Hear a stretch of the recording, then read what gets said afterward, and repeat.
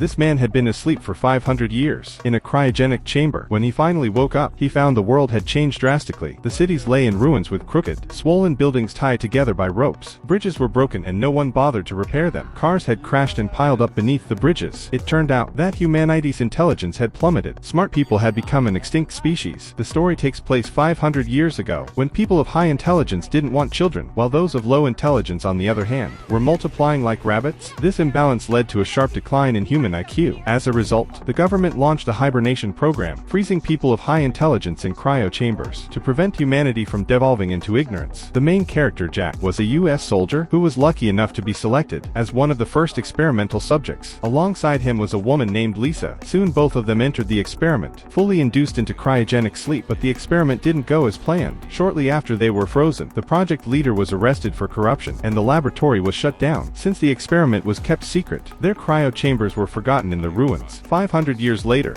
they still hadn't woken up. The laboratory had long since become a huge pile of trash. As the last empty soda can fell, the trash heap collapsed, and debris flooded the city like a tsunami. Jack's cryo chamber was swept into the home of a simpleton, and that's when the door was accidentally opened. Jack woke up completely disoriented, only to be thrown out of the house by the man who was watching TV. Stumbling onto the broken streets, Jack was filled with confusion. He tried to ask someone for help, but the people around him couldn't even form proper sentences. They all seemed incredibly slow and dim-witted. His head was spinning, so he went to a hospital for help. The frustrating part was, the doctor couldn't tell the medical equipment apart and inserted a colonoscope into his mouth. Jack quickly rushed to a sink to rinse his mouth, but what came out was not water but soda. It was only when he saw a magazine on the table that he realized he had been asleep for 500 years. Returning to the streets, he realized the whole planet was now occupied by idiots. Things got worse when Jack was arrested by the police for not having a modernit. The judge handling his case looked like an imbecile, which made Jack even more worried. To his horror, he discovered that his lawyer was none other than the simpleton from earlier. Not only did the lawyer fail to defend him, but he also made his situation worse, adding to more charges: trespassing and disturbing someone who was watching TV. In the end, Jack was found guilty and sentenced to take a mandatory IQ test. As soon as he heard the questions, his eyebrows furrowed in disbelief.